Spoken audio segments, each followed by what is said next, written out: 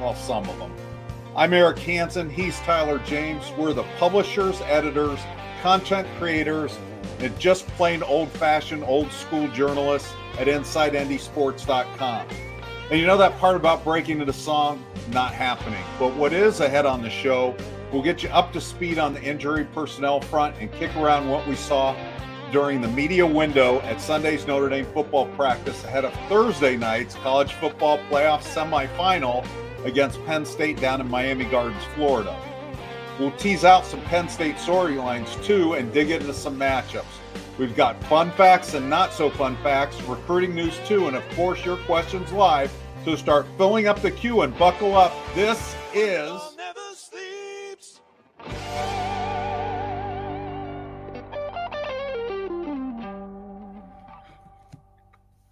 All right. Well done, Eric. Before we get the show rolling, I want to make sure that everyone that is watching us is subscribed to us here on YouTube. It's free. It only costs you a click and lets you get your comments and questions in during the show. Also, we ask that you kindly hit the like button or smash it, however you prefer to hit it, but please hit that like button. And if you're not already a subscriber to us over at InsideNDSports.com, you can sign up for a 30-day free trial of your own with promo code NDYT. We have a lot of excitement over there on our message board, the Insider Lounge, and you can join in on that fun. There's a link in the video description below if you're interested in trying out our site. Eric's going to steer the conversation before we get into your questions, so let's have a good show. All right, let's have a good show. And we are going to start with our opening drive, which is the State of the Irish. Notre Dame leaves for South Florida on Tuesday. It'll be the 20th ever meeting between Notre Dame and Penn State, the first since 2007. That was the Jimmy Clausen first collegiate start. It didn't end well, but the series is tied 9 wins, 9 losses, and 1 tie for each. And this is the highest combined ranking in any of the meetings, number 3 and number 5 in the AP poll. We have to go by the AP poll since they didn't have the CFP poll way back in the day. The Irish are actually the highest ranked team in the AP and the coaches poll of the semifinalists. They're ranked 3, 4, 5, 6. So we're going to start out with injuries and practice observations. On Saturday at Marcus Freeman's press conference, we got the news that tight end Cooper Flanagan was out for the rest of the playoff. He suffered an Achilles injury, and so Notre Dame will be 1 short tight end. And then we got the news that that was kind of it as far as the injury report. There were a couple of players way down the depth chart that are listed as questionable that probably wouldn't have played anyways, but we didn't get an announcement of Jeremiah Love or Howard Cross being out.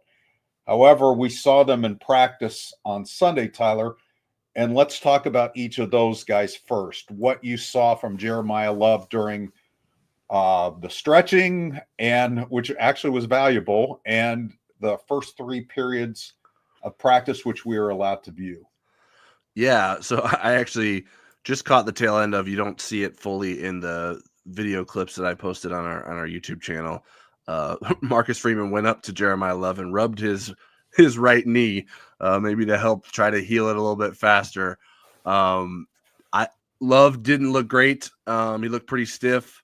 Wasn't necessarily very explosive, but I wonder what he did after we left practice. Like, was he just out there running around because we were there? Because I don't know that it makes a lot of sense for him to do much exertion until it's time to play. I think they need to get him as well rested as they can as it relates to that knee, as well healed as they can as it relates to that knee. I don't think there's a world that he's going to be 100% or necessarily that close to it for Thursday's game.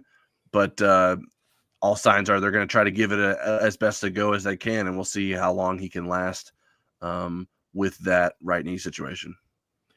In full disclosure, when I first started watching the stretches, I was looking at Jaden Osbury, and I'm like, wow, there's no brace. And in my defense, I'm not as bad as our photographer, the South End Tribune once, when I sent him for pictures of Lewis Nix, who was number 9, and he came back with Robbie Toma, who was number 9, which was quite a difference. So anyway, so I think you watched Cross more than I did. What did you see from Cross? Yeah, so I watched him in the warm-ups. I watched him in some of the drills. His left ankle was heavily taped, and I brought my binoculars so I could see way down on the end of the field. They weren't, their first period, they don't do a lot. They just kind of hit things. They don't do a lot of movement, but he was doing every drill when I saw him. Now, again, this wasn't heavy contact, but it was cutting, it was moving, it was starting, stopping, and he was going through all that. So from that standpoint, I thought, that was encouraging to see. So there's a few other guys that are on the list, Tyler, that we're kind of keeping track of. Rocco Spindler, he had a Takeo brace on. He looked to me like he was moving okay, and obviously played all 64 snaps in the Georgia game. But sometimes you wonder after a game like that how you'd hold up. I watched Mitch Jeter kick some field goals. He looked pretty strong, except for a 53-yarder. He didn't get good foot on it, and it was kind of a flutterer that just right around where the crossbar was. And then Kingston Viliamuasa, did you get much of a look at him with the linebackers? I saw the linebackers do a little bit of stuff, but I did not.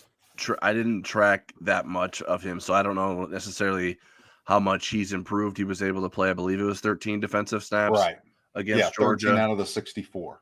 And so I imagine he'll probably have a similar role.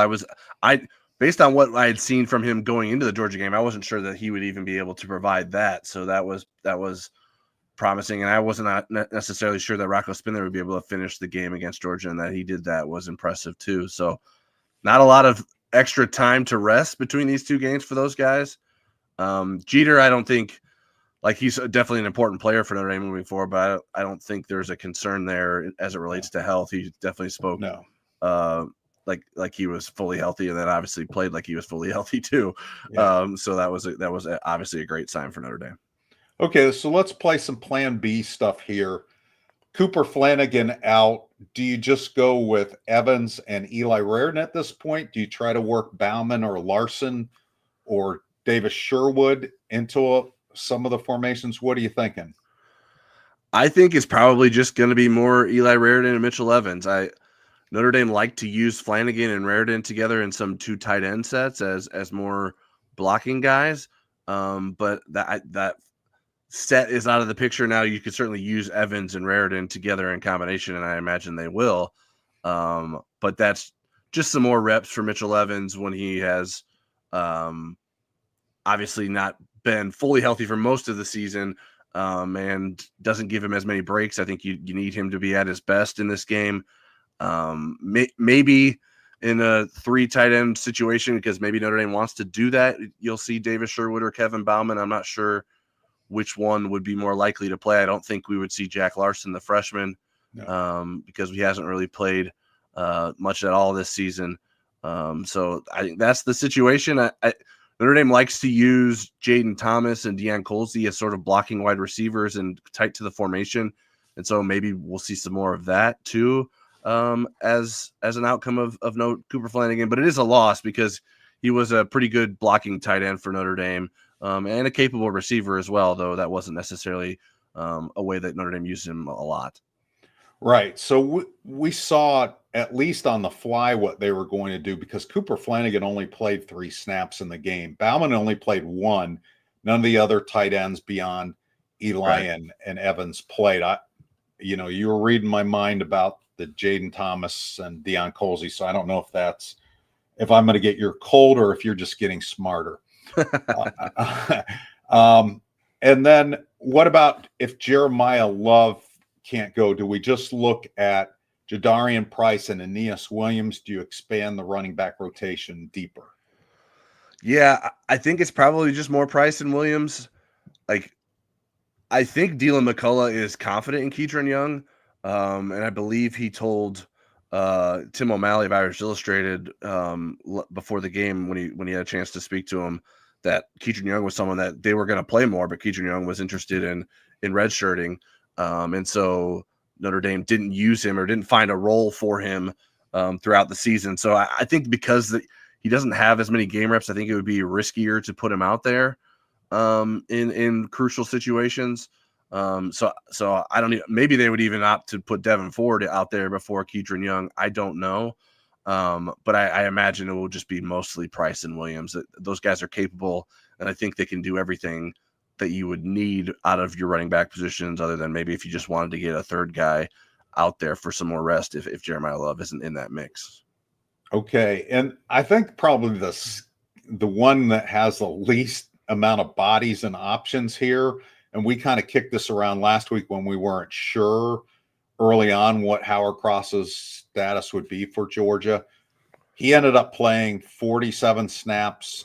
Rubio played 35, which was a season high. Hinish played 35, and it was basically just those three. Yeah. I would imagine that's what we're going to see against Penn State unless one of them couldn't go at some point. I guess Mucom would be the next guy in at that point. Yeah, I mean, it might depend on whether you need more of a tackle or a nose tackle, defensive tackle or nose tackle. I mean, because Sevillano has more of the body for the nose tackle position, although as we see with Howard Cross, he's not your traditional nose tackle by any means. So, yeah, the fact that they didn't play either of those guys a snap is concerning in that they don't clearly there's not that level of trust in those guys to go out there and play. Now maybe there's more trust to play them against Penn State rather than Georgia. But you need Cross and Hinish and Rubio to be as healthy as they can. And I thought they all played well in their own rights against Georgia. I would agree with you. Before we get to some Penn State nuggets, do you want to jump into the question portal with some of these? Yeah, let's get into some questions. Brian Habermill says, is playing Penn State closer to playing IU, Georgia, or in the middle talent-wise? Well, definitely closer to Georgia, I think, talent-wise, but maybe how the teams are structured with their strengths and weaknesses and what they like to do and style, I'd say it's closer to IU. Yeah, the talent is definitely closer to Georgia. Now, they're not as talented as Georgia, although I think there's a lot of talent on Penn State's defense. And Tyler Warren's the best tight end in the country, so you can't argue that Georgia has a better tight end or Indiana. Like, no one has a better tight end than Tyler Warren right now. Can you imagine that Penn State Bowling Green game where the two best tight ends were in the same game? That was Bowling Green's special recipe. That was the reason they were almost able to pull off the upset. They had their own star tight end. But, yeah, I think it's closer to Georgia than IU. And there's not the skill weapons. And Georgia, for that matter, didn't really have the wide receivers that really scared you a ton. They have some speed, and Arian Smith certainly showed that, but they also have drops, and that's something that haunted Georgia. IU's receivers were pretty good. I think Penn State probably maybe has the worst receivers of those three. But otherwise, I think talent-wise, we're looking more towards a Georgia than an IU. Out of all those, I'd take the Surratt kid from Indiana. Yeah, I think that's fair. Jeff Stevens asks, has the flu run its course with the team? Is everyone okay with regards to the flu? Well, not with Tyler or whatever you Well, I don't think I have the flu. I got the flu shot, dang it. I don't have the flu. I'm not that sick. I just got a lot of head congestion. If they do still have the flu, they didn't bring it to the interview session because none of those guys were ailing. It felt like actually that when I talked to Leonard Moore about it, it seemed like Jeremiah was on the tail end of the flu for most of those guys. Most of them had it a little bit earlier than Jeremiah got it. So I'm assuming, but we didn't ask and nobody breathed on us enough to give it to us. Beef Eater ND08 says, why is nobody calling James Franklin out for being a communist for insisting Notre Dame joins a conference? You go ahead and answer that first. I'm trying to figure out how political affiliation works with asking somebody to join a conference. Well, I don't think anyone's going to talk any trash to James Franklin until after the game. You don't do that before the game, and maybe you waive your independence after you beat Penn State. But yeah, I don't know. There's plenty of people who think Notre Dame should have to join a conference, and James Franklin is among that group. Maybe it's a Pennsylvania thing because Narduzzi is a big thing about that. I don't know. Notre Dame likes to recruit in Pennsylvania, so maybe those guys get a little bit more sensitive to it. Mike D says, has Notre Dame ever had a better classic venue tour? Notre Dame Stadium, Kyle Field, Mercedes-Benz Stadium, MetLife, Yankee Stadium, LA Coliseum, Superdome, Sugar Bowl, Hard Rock Stadium, Orange Bowl. What a ride. Well, it's certainly the longest ride. I mean, there's never been a game 14 before, and now we're going to be playing game 15. Yeah, that's a pretty cool thing. Although Hard Rock Stadium is not a place where Notre Dame has very good history. They've lost 2 games there, and the combined score is 93-22. Yeah, it's been quite the travel experience, and certainly getting more exciting now with the college football playoff venues. The NFL stadiums are cool, but they feel a little bit sterile for the college games. Like, it's not as cool as going, at least in my opinion. The atmosphere isn't the same as like going to a home venue for a team, but they're usually pretty nice. Like Mercedes-Benz Stadium in Atlanta is really nice. That's where the national championship game will be played. Superdome was nice. I really liked our time there, and some pretty cool places that Notre Dame has played some football this season. Do they still make Yugos? Could they have had a Yugo stadium? That wouldn't have been nice. What's a Yugo Stadium?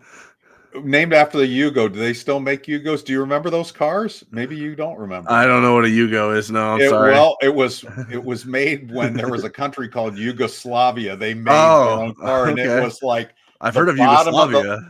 It was the bottom of the line automobile as far as an import. It was not a status symbol. Okay, I would have went with Pinto, but that works. All right, Scott. I begged my dad to let me buy a Pinto when I was in high school, and he talked me out of it. All right, Scott Fegan says, Eric and Tyler, if Notre Dame beats Penn State and Ohio State or Texas, will they have more top 10 and top 25 wins than any other team? In this season, in the history of Notre Dame, I'm not sure what the question is there. My guess is just this season. Although I certainly, with the number of games that Notre Dame will have played, I think it could be in the. I don't know that Notre Dame has played enough teams to get the record for that, but I would have to go back and look. I know the '88 team played a lot of ranked teams, but I don't know it was that many. So I would have to look that up. If that's what you're asking within one season, I would have to look that up. I don't know that off the top of my head. Yeah, and I mean, at least with top 10 teams, like I don't know that Notre Dame would be ahead of like whoever they're playing against, right? Ohio State or Texas will have played their share. Ohio State maybe even more. I mean, the playoff rankings. Georgia played a bunch. Yeah, Georgia played a bunch too. And obviously, they add up as you go on with. It depends, like, well, what rankings are you using? The end of the year or the ones at the time of the. Well, and even are you using the AP poll? Or are you using the college football playoff rankings? Like, I know there's not a huge. Scott's like, forget it, you guys. Just have a beer. It's just a question. Maybe we're taking them too literally. We'll just say, yes, they're the best ever if they do it. Scott, go sit in the corner. All right. Outbound says, how do we feel about playing on grass? Penn State plays on grass at home. Is there an advantage there for Penn State? I don't know. I think a lot of players like to play on grass, especially if it's nice grass. It's not, grass that's trying to grow through November and December. Yeah. I don't know. I don't know that there would be an advantage. Yeah, I mean, Notre Dame has a grass practice field. In August, they practice on that field a lot. Right. So I don't know that there would be an advantage there. No, I don't know that there's a lot of advantage to that. It's not like it's Penn State's home stadium and it's their grass and they know exactly what it feels like. They'll both be stepping on it at the same time on Thursday to play in there, or if they go through a walkthrough beforehand or whatever. All right, Outbound also asks, do we expect a surprise player in this game or the next if we win like Cam Williams? If Cam Williams is the surprise player in this game, I will invite you to be on next week's show with us. I'll kick the guy sitting in the box next to me out, and you can do the show with me if it's Cam Williams. I mean, I think there's less of a chance there's going to be a surprise player for a couple of reasons. One is we're 14 games into this. There's not a lot of surprises left. And two, Notre Dame has shortened its playing rotation. They played 20 players on offense and 19 on defense. That still sounds like a lot, but that's a lot less than they normally do during the season. So there's less bodies that could possibly surprise. Now, we did see in Georgia, RJ Oben certainly surprised us. So it's not impossible, but the odds are less because there's just not a lot of healthy players, and they've all kind of had their moments. I mean, if you're going to go for a surprise player on defense at this point, the way he's been playing lately, I think it would be Josh Burnham. And I don't know that he's been fully healthy ever since he came back. And on offense, I mean, somebody like Chris Mitchell would, I guess, be, but boy, you don't have a lot of candidates.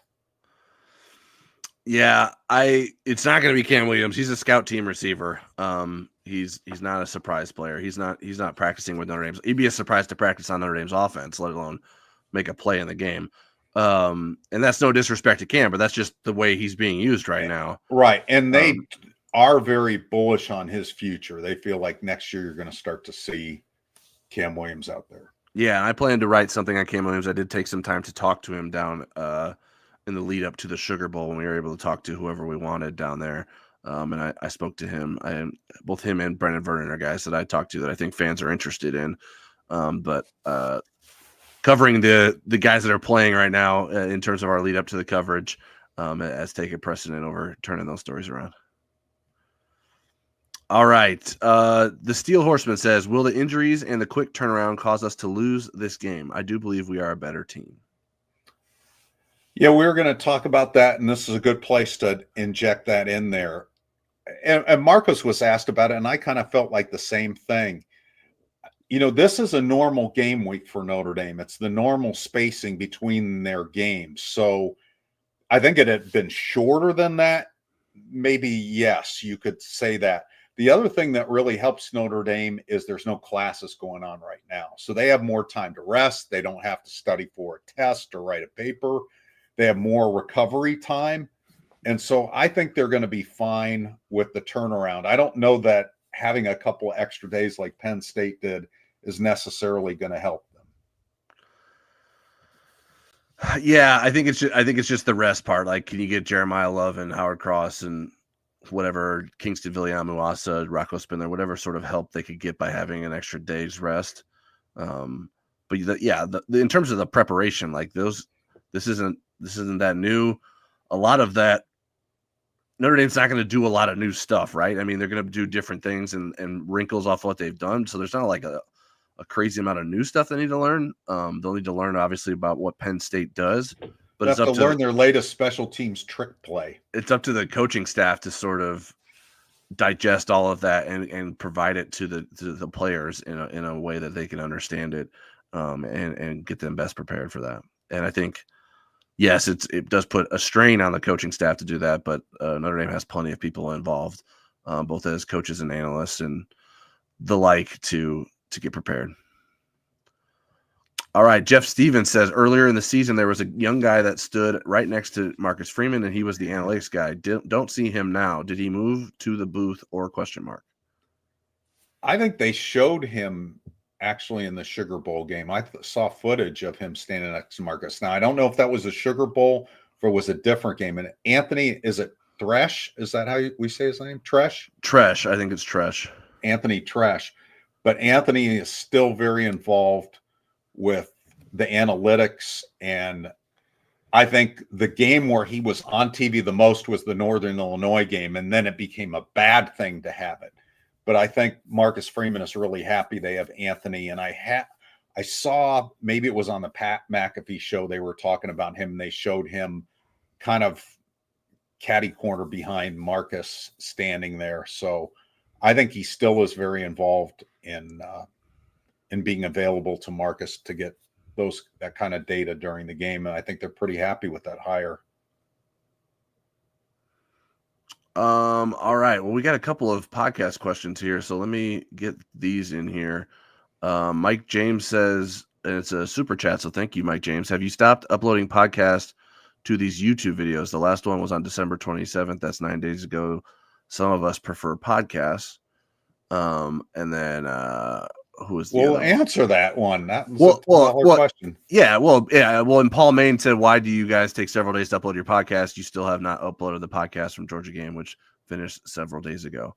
We upload our podcast and Football Never Sleeps to our podcast feeds. We recorded our podcast before the Georgia game a little bit earlier in the week, like the 27th, the one that is being referenced there was our Georgia preview podcast. I did not upload the Football Never Sleeps show to the podcast feed apparently, and that was unintentional. So I take the blame for that. Did not do that. But obviously it's available on YouTube. We tried to get to that, but I missed that one. So that's on me. Otherwise, we usually get those two things always there. And then we don't put everything there, like place your bets, post-game takeaways, the Bob Morton stuff. Those things don't always get into the podcast feed because we want you to watch them on YouTube. And that's where we get money and advertising revenue from is YouTube as it relates to those things. And speaking of our podcast, we will give you a spoiler alert. Tom Zbikowski is our guest tomorrow, so you'll want to tune in for that. And we recorded it today, and it was a blast. So you'll definitely want to listen to that one, and you don't have to look at us. Yes, and it should be uploaded tomorrow morning. I have it already scheduled to go up on in the podcast platforms. And again, I apologize for not getting last week's Football Never Sleeps up there, but I'll make sure that this one gets up. All right, we have Jeff Stevens again. What's your read on whether Abdul Carter will play for Penn State? In reading between the lines, it sounds like he's going to try to give it a go, and then it'll be how effective is he? Is he at 60%? Is he at 90%? And then is his replacement better than whatever you would get with Abdul Carter at his reduced thing? My sense is that he's going to play. Notre Dame is planning as if he's playing, so I think that he'll play. Yeah, I think he'll play. It's how effective will he be? How limited will he be? That remains to be seen. And certainly he is quite the threat. I would imagine at sort of any percentage because he is a freakish athlete, a guy that gets into the backfield a lot and can really wreck stuff for opposing offenses. Rajon says, I haven't watched Penn State in the playoffs. Drew Aller is only completing about 54% of his passes in the last 3 games, 47 of 89. Why the drop-off, do you think? I'm not sure. Tyler? Yeah, I don't know that I could tell you that. I have not studied the teams that they're playing are certainly better than a lot of the teams they played during the regular season. Right. I mean, when you look at their schedule, Ohio State and then Oregon in the Big Ten championship game. But, I mean, there were Kent State, the worst team in the history of the United States, or at least during this season, Bowling Green, Maryland, UCLA, USC, which gives up a lot of points but scores a lot of points, and they did both against them. I mean, they didn't play Indiana. So, right. But I think Aller is a good quarterback. I would expect to get his best effort, but I do think that if he has pressure, he's one of the reasons when I did my final AP vote that I differentiated Notre Dame and Penn State because I wasn't sure that he could get Penn State to this point, and Penn State is here, and they are a good team. Yeah, I was trying to look up on Pro Football Focus to see if there's anything that stands out from those playoff games in terms of his passing ability. He had 4 big-time throws against Boise State. 1 pass was dropped. He was pressured 10 times and sacked 3 times against Boise State. So yeah, that's not going to help your case in terms of trying to throw it downfield. This is weird. The way the games are listed, the Oregon game shows up after the SMU game. I was like, wait a minute, why do I have the Oregon stats up? But I clicked on the wrong one. So yeah, I mean, obviously teams are. Yeah. Go ahead. Go ahead. Teams are doing a better job of playing defense against Penn State, I think, and certainly have time to prepare for what Penn State is going to try to do. And so I think that probably plays a role in it. And yeah, like you mentioned, just that they've played a lot of bad teams in the Big Ten. They've played some good teams too, but you can really pad your completion percentage against some of those bad teams. All right. Outbound says, don't they start class next week? A week from today. And there you go. So if they win this game, they'll have classes starting during their prep for the national championship game. They'll have about a week's worth. Scott Fegan says, for Notre Dame to beat Penn State, how many rushing yards will Notre Dame need? Will Price lead the team O'Reilly? And can Notre Dame's defense create a few turnovers? I don't know that I can put a number on what they would need, but I'll say this. Marcus Freeman is 29-3 when he wins the rushing battle as a head coach, 3-6 when he doesn't. So winning the rushing battle is important. The last time Notre Dame played Penn State, they rushed for 0 yards, 0 net yards. And that was in 2007. And I was at that game at Happy Valley, and it wasn't very Happy Valley. It was the only time I've ever been walking through the parking lot where I've got crap from the opposing fans. I don't know how they knew I was from Indiana. I must look like it, but yeah, they were not having any of us. They were pretty happy to heckle us. Yeah, you must have that Hoosier smell to you or something. I don't know. Yeah, either that or I used deodorant, and that was the differentiating factor. Yeah, maybe. I think it's better for Notre Dame if a running back like Price leads the team rather than Riley Leonard. I think certainly Leonard has the ability to do that, but I don't think that's the preferred outcome. I do think Leonard's going to need to rush and be a part of the running game, whether it's design runs or scrambles. But I think it spells better for Notre Dame's offense as the running back is the leading rusher. What sort of yardage does Notre Dame need to get to? I don't know. 175, 200, like that would be preferable, but it depends on the game flow too. Like that can dictate how things go in terms of what those rushing numbers need to get to. And I think Notre Dame's defense can create turnovers and probably needs to as well. That's Notre Dame's recipe. And I think if Notre Dame's going to keep moving on in the college ball playoff, it needs to keep following its blueprint. It can't be something it hasn't been to this point. It needs to continue to be the same version and a better version of what its blueprint has been throughout the season. And they've done it against teams that are similar to them in turnover margin. These teams that are in the playoff field are not in Notre Dame's class in terms of turnover margin. Penn State is the closest. I think they're 21st. Ohio State is 50th. Texas is 40th. So Notre Dame, they need to get that check mark. That needs to be the winning the rushing battle, whatever that number is. That needs to be on their ledger. I think that gives them the best chance to win. And then as far as Riley Leonard, this is what I'll say with that. Penn State hasn't faced a running quarterback like Riley Leonard. Kevin Jennings is pretty good, and they did a great job with him. Now, I think some of that was the guy had his hands over his ear holes every time he was trying to call a play. He threw 3 interceptions, and he got sacked, and they did a really good job. Give Penn State a lot of credit. Dylan Gabriel averages about 2.5 yards, maybe a carry.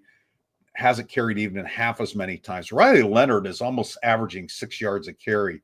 So it's a very different kind of quarterback that they haven't encountered. And I think that's going to be a big part of the game. I don't think he'll be the leading rusher, but I think his carries and his yards are going to be very significant in terms of who wins this game.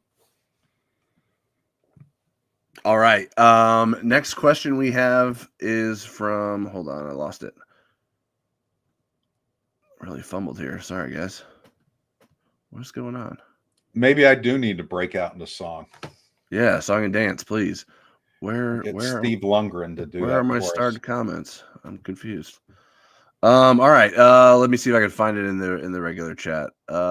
Rajon says better O-line, UGA or PSU? In terms of Georgia was funny because their center and their guards were very highly regarded. Their tackles were not, and Notre Dame was able to exploit the tackles. I would say Penn State's offensive line overall is better, but they're not as tested as Georgia. Georgia went against some really good defensive fronts. Ole Miss was number one in the country most of the year in rushing defense, and they're number one in sacks. Tennessee's front was incredible.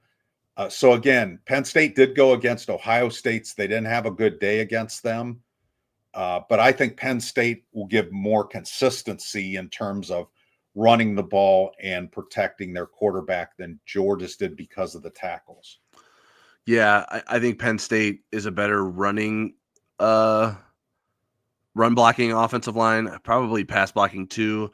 I mean, Notre Dame just got Georgia out of sorts, and really Monroe Freeling was the guy who got sort of singled out a lot for Georgia. Try to recruit.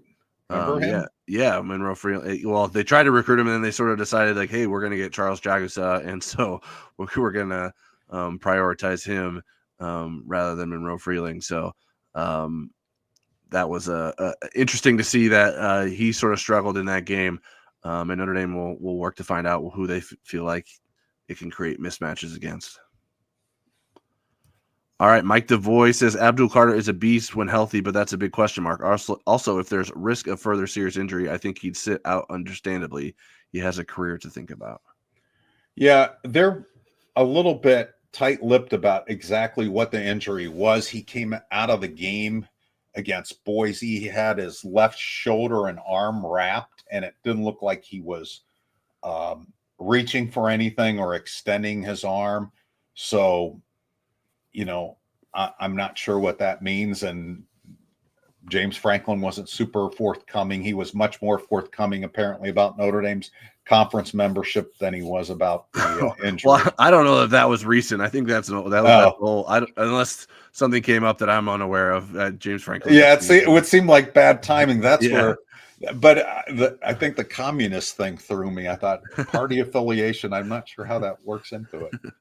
All right, those are all the questions we got. Okay, let's go to some Penn State notes. So we already talked about Abdul Carter probably enough. Penn State has two tight ends who figure into the impact of this game. A current one, Tyler Warren.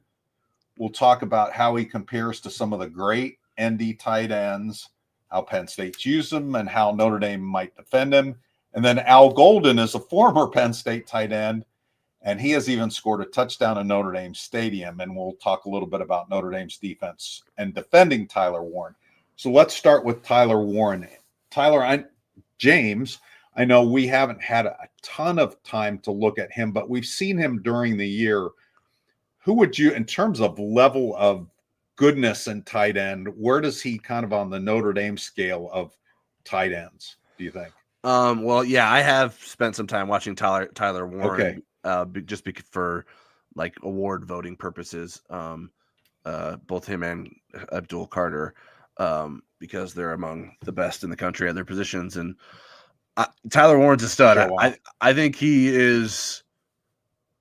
I don't know. This may seem like I don't know, blasphemy to say something like this, but he's like somewhere between a mix between Tyler Eifert and Michael Mayer. Like that's how good he is. He is an absolute weapon. They line him up all over the place, out wide in the slot, tight end, wing, H-back. They'll put him at quarterback sometimes. He was a high school quarterback. He's thrown it sometimes. They'll snap it directly to him and have him run it like a wildcat formation. There was even one play against USC where they had him as the end man on the line of scrimmage, but as the center, and he snapped it and then ran downfield and caught a touchdown pass, which was a leaping athletic touchdown catch too. So he can do everything. 6'6", 261, doesn't go down easy. He's a real nightmare problem for defenses, and Al Golden's going to have to come up with a good scheme to figure out how to defend him. Do you remember him from recruiting? I mean, was he a big time recruit? I do not remember that name. That doesn't mean he wasn't a big time recruit, but I don't remember that being a name that came up or was someone that Notre Dame had traction with. Okay, so you kind of teased that Al Golden defending. So how does Al Golden defend Tyler Warren? Yeah, I think you got to do different things. I think you send safeties and linebackers at him. You mix up the coverages, double when you feel like you can, because I think one of the things that Notre Dame should feel good about is it's a one-on-one matchups across the board elsewhere. Like, I think Notre Dame is in winning situations in a lot of one-on-one matchups in its secondary, but maybe not as it relates to Tyler Warren. So using extra attention there, but also maybe usually if you do something like that, that leaves you vulnerable somewhere else. So Notre Dame has to be able to mix and match that and be comfortable with the positions it puts itself in, if it's bracketing him or doubling him and doing different things. So when you think about Penn State's receivers, you don't think about an elite group. And yet when you look at Penn State's running backs, I think those guys could be a problem. Singleton and they are both big backs. Allen's the other one. Yeah, Allen. They're both over 220 pounds. They're both 6 foot or better. And they both have speed. And you can, the one thing about Trevor Etienne was he wasn't a big back for Georgia.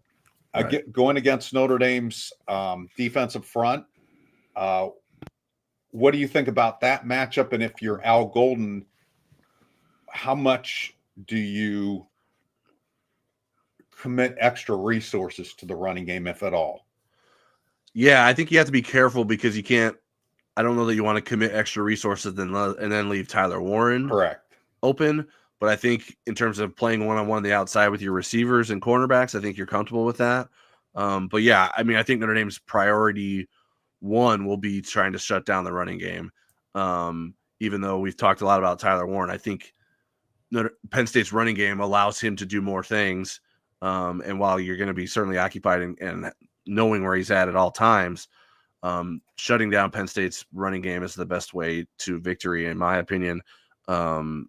And sort of make Drew Aller and the Penn State wide receivers beat you, because I don't know that a lot of their receivers at a high rate will be able to win one-on-one matchups against Christian Gray and Leonard Moore and Jordan Clark. So I think that's what you have to try to do and find. I mean, it's a fine balance. I know it sounds easy, but or at least the blueprint sounds easy, but it's certainly not something easy to do.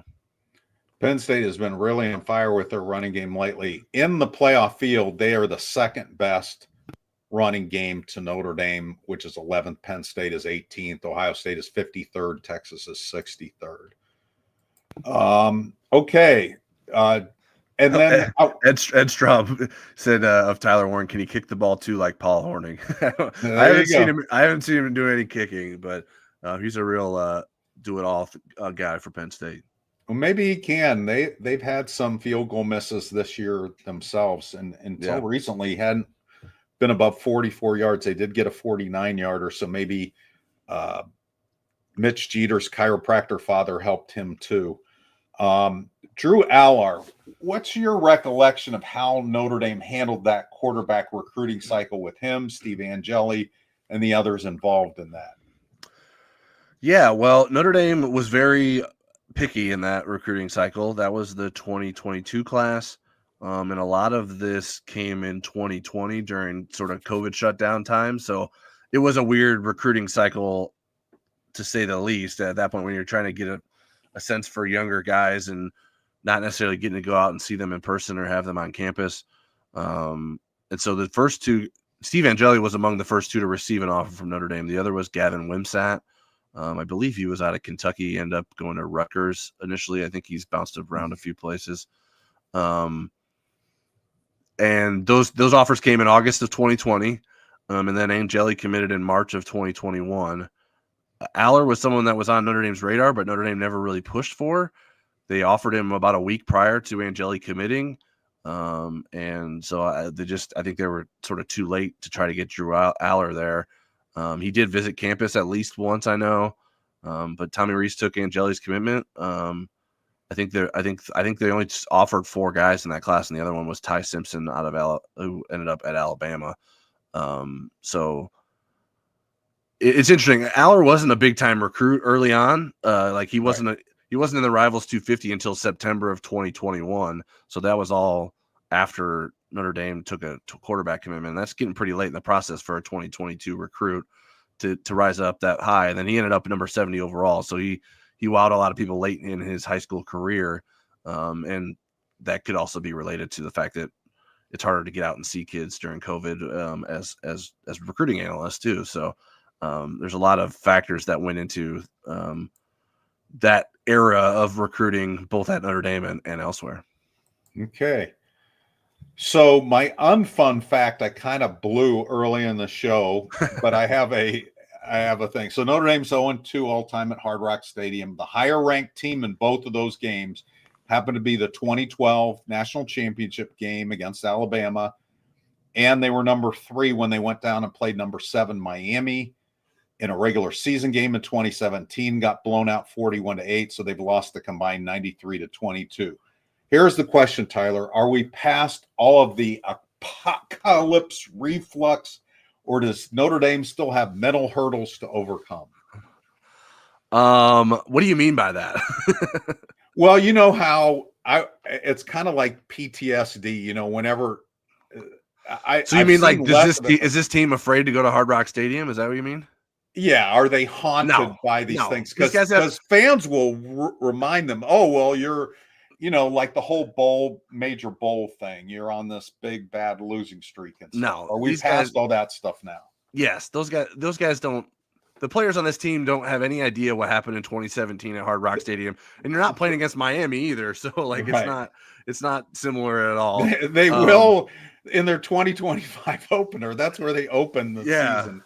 I mean, maybe they'll if they've heard about the fact that Miami fans threw a beer bottle at Notre Dame's buses and broke one of the windows, maybe they would be afraid about that. But no, I don't think that has anything to do with what's going to happen in Hard Rock Stadium on Thursday. Okay, here's my fun fact, and you and I talked about this a little bit earlier today, but we didn't share it with these guys. Of the 27 key offensive and defensive special team stats that I chart, I usually do 24. I added 3 this week because I think they're going to be important. 4th down offense, 4th down defense, and defensive touchdowns. And I think Notre Dame, well, I know that they're the best team in the field in all 3 of those. But of those 27 stats, Notre Dame is either the best of the 4 semifinalists or the worst of the 4 semifinalists in 23 of them. The outliers are sacks allowed, red zone offense, and scoring defense. Here's one that they're worst at, and I bet you would be surprised by this: total defense.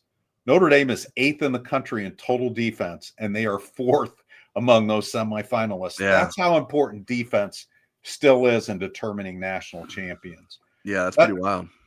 Yeah, that's all I needed from you. I didn't ask you a question. You just had to tell me that's pretty wild. So do we have more questions from the – Yeah, Rajon said, did you know Penn State backup quarterback transferred, Bo Prabula? I still don't know for sure how to say his name. Did we know that he transferred? Missouri? Yeah, he transferred to Missouri. Yep. Yes. Jeff Stevens asked, is the upcoming January 25th visit date for the 2026 class firm, even if Notre Dame makes the finals? Yes, that is Notre Dame planned that, hoping and intending to be playing for the national championship. And that will be a quick turnaround. I was talking to some other recruiting reporters the other day, like, man, that's not exactly what we're going to be wanting to be doing later that week. Yeah. If that's what happens, but there are worse things that we could do. And I'm sure Notre Dame fans, of course, don't want to hear any complaining about that, but yeah, it's, This season could be a long one, and I mean it's already a long one. So it's a weird adjustment for sure. And I can throw in some recruiting stuff here since recruiting came up. Speaking to like how weird it is, like today started a contact period in the FBS recruiting calendar. That means coaches can go out and have in-person communication off campus with juniors now, starting as of January 1st, but January 6th is the first day of the contact period, which is today. And so instead of Notre Dame sending out its coaches like it normally does during this kind of a contact period, it's sending out off the field personnel. So Chad Bowden naturally is one of them. Notre Dame's general manager, Carter Allman, who's his assistant to the general managers out there, Caleb Davis, who's the director of recruiting, Becca Seitz, who's the director of on-campus recruiting, a number of different people, Hunter Biven, who does stuff with alumni relations, David Poloquin, who's a longtime Notre Dame staffer who does stuff with NIL. Like, they're sending anyone and everyone that they feel like can help sell Notre Dame out to these schools. And so I thought it was kind of interesting, the plan that Notre Dame has for that. If you want all the details on that in terms of who all those people are and where they're heading, we posted that information over on the Insider Lounge earlier today. This week is also the Navy All-American Bowl in San Antonio. Notre Dame has 5 recruits on those rosters, and the 2026 class can also participate. And so 2026 quarterback commit Noah Grubbs is on the West roster. He's teammates with 2025 defensive end signee Chris Burgess Jr. And then there's 3 signees on the East roster: offensive tackle Will Black, tight end James Flanagan, and linebacker Anthony Sacca. That game will be on Saturday, but those guys will be arriving for practices and competing against each other early this week. I think some guys are probably already down there.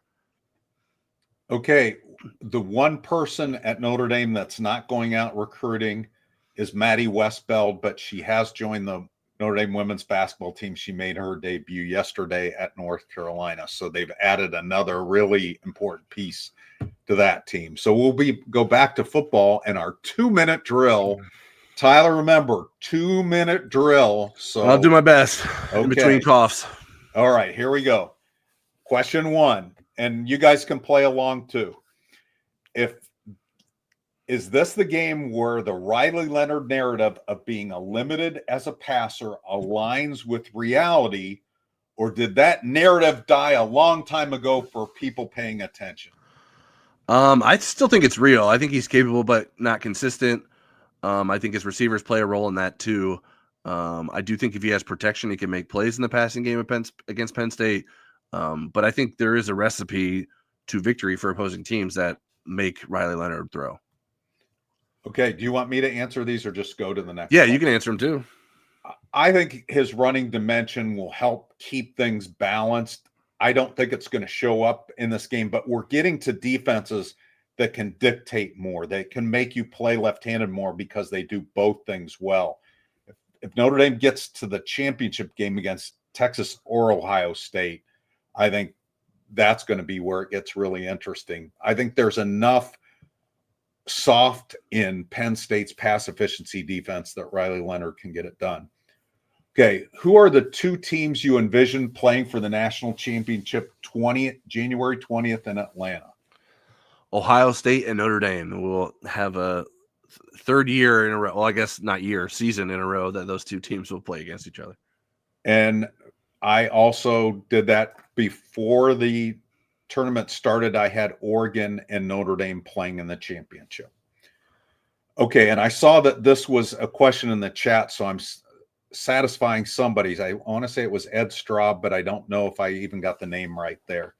If you could bring back one injured player other than Riley Mills, that's my change to the question, for this game and the next, and they were at their best, not rusty, so that you could have them at their best, who would it be? Can I get a fully healthy Jeremiah Love? You can. You can get a fully healthy Jeremiah Love. Then that would be my answer. If we're not talking Love, I would say Charles Jagusa. If I get guaranteed cohesion on the offensive line, like is it okay? Pretending like he'd been there all along? Yeah. So then that would be my next choice. I want to steal your answer of Jeremiah Love, and then the other one would come down to me, Botello or Traore, because I think you want that edge presence. Yeah. And in this one, I'm going to say Traore because I think he's the best pure pass rusher on the roster. Yeah, I would agree with you there. Okay. Of these 4 teams, Notre Dame 2012, 2018, 2020, and 2024. Who's the best team? Who's the most flawed team? I think this is the best team. The most flawed team I've been going back and forth on 2018 and 2012. That's what I did too. I'll probably go 2012 just because the offense was so bad. The 2018 team, there's not really they weren't really great at anything besides pass efficiency defense. But they weren't as bad offensively as the 2012 team was. So I would go 2012. Right. Everett Golson and Notre Dame at 73rd in pass efficiency is the lowest ranking a team that's ever played for a championship in the BCS in the playoff era has ever gotten to the championship. So that was a clunker. And it should be said the 2012 defense was obviously better than the 2018 defense, but it was, but and you look back at the scores, and the 2012 team was really fortunate in some games. Yes, especially the special teams where the officials didn't see the duplicate numbers on the field, which would have meant a Pittsburgh upset. Okay, the last one here, keeping with the 2-minute thing. Do you think the playoff field should and or will expand to 14 in the 2026 season? Will it? Yes. Though I guess it could be 16. Should it? No. I'd like to get more data of like what it looks like as 12 and maybe tweak with the field format rather than the field size first. Okay. What about you? I said I'm okay with 12. I would be okay with 14, but I really like 12. I think you have 6 or 7 teams that can win a national championship, and you get all the inclusion in there, and you get a couple of the crybabies in and a couple of the crybabies out. I think you're always going to have crybabies, even if you have 27 teams in there. So I like 12. Okay, that's it for the 2-minute drill. I think we were fairly successful there. Oh, no, I think you got one more. Did you miss it? I did. I missed the last one. That was the bonus question. Well, I'll do it then. Could Brian Kelly have gotten this program and this team to this point had he stayed? The short answer is no. I think Brian Kelly helped put this program in position to hire a guy with no head coaching experience in Marcus Freeman. And I think he got a lot of the infrastructure right, and he got a lot of the bad mojo out of Notre Dame's system. But I think that I don't know if you've seen the comments, but there's unanimity in the comments. Okay, but I haven't seen the comments. But I would say no. I think there was a ceiling. I think there was a blind spot with Brian Kelly in terms of big games. And I think the other thing was he wouldn't have been able to keep Marcus Freeman. I mean, that window would have been maybe the 2022 season because Marcus would have gotten a head coaching job somewhere else. Mm-hmm. I just don't think he was going to be at Notre Dame for very long. And I think Marcus Freeman is a big reason why, both as recruiting for Brian Kelly and as being defensive coordinator. That was a great hire by Brian Kelly. Ed Straub said, bonus question, he may have if he got Penn State straw. Okay, what do you say, Tyler? I say I don't think so either. I think the consistency in recruiting wasn't at as high a level as Marcus Freeman has kept it. Brian Kelly was on quite the streak of hiring good defensive coordinators, so I think I would give him the benefit of the doubt that he would find a next guy. I don't know that it would have been Al Golden, but he would have found someone in terms of replacing Marcus Freeman. But I think he would have went and got Parker from Iowa, or would have tried to get him. I just think that there's something about Marcus Freeman's aggressiveness as a head coach that Brian Kelly doesn't have, that I think Notre Dame needs to have when it doesn't have sort of the high-flying offense that it hasn't really ever had with Brian Kelly or Marcus Freeman as the head of the program. So I think that Marcus Freeman has made a difference. The coaches that Marcus Freeman has brought on board have made a difference, and the players that he's brought on board have made a difference too. Can we give them $9.99 for some of those comments?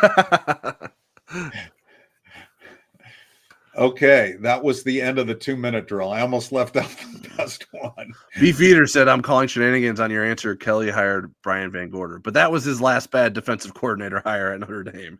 He fixed it after that. That was the streak. The streak was post Brian Van Gorder. Okay. Do we have any more questions we need to get to before we wrap this up?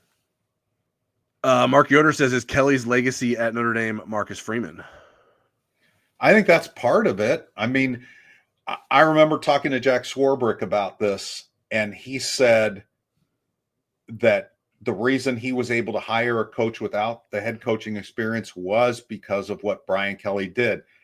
When Brian Kelly was the candidate, there was no way Jack Swarbrick was going to hire a guy without head coaching experience. The program wasn't in a place where it could do that. There was a lot of good under the Brian Kelly. How he said goodbye and his narrative for leaving were bad, but a lot of it was pretty good. Yeah, I think it's part of it. I think Brian Kelly, like I said, he was on a good streak of hiring defensive coordinators, and look at Clark Lee and Mike Elko. Those guys have, and that's a part of his legacy too. Though Brian Kelly haters won't want to do that, but I do think that is part of it. I think the other part of it was just sort of the way he seemed to sort of reach his ceiling with the program at Notre Dame. He did a lot to get Notre Dame in a position to where it's at, like you mentioned earlier. And that I don't think that should be forgotten either. Like, I don't think Brian Kelly's a bad football coach. But I think he's a bad dancer, but I think he's a pretty good football coach. And for some reason, I'm wearing LSU purple tonight. Oh, yeah. You going to hold up some L's? I don't know why you would want that as your symbol. I know, that is weird. Universally, that's something else everywhere but Louisiana. Yeah, I guess counterculture. I don't know. Who knows? It's like when saying that someone was bad was actually a good thing. Yeah, like, yeah, okay. All right, I think that means we should wrap it up. We appreciate everyone for tuning in tonight. Thanks for all the comments and questions. Make sure you're subscribed to us here on the YouTube channel. Like the video. If you're not subscribed to us on InsideNDSports.com, use promo code NDYT for a free 30-day free trial. I guess a free trial would make sense. But anyways, we'll have Place Your Bets up on YouTube on Wednesday, previewing the Penn State game. Then Thursday after the game, Eric will be live with Bob Morton for Into the End Zone. And then early Friday morning, we'll have post-game takeaways waiting for you. Everyone have a good week. And don't forget tomorrow's podcast with Zibby. Yeah, don't forget the podcast with Zibikowski, and don't forget me to upload this Football Never Sleeps file as a podcast as well. We'll talk to you guys later this week.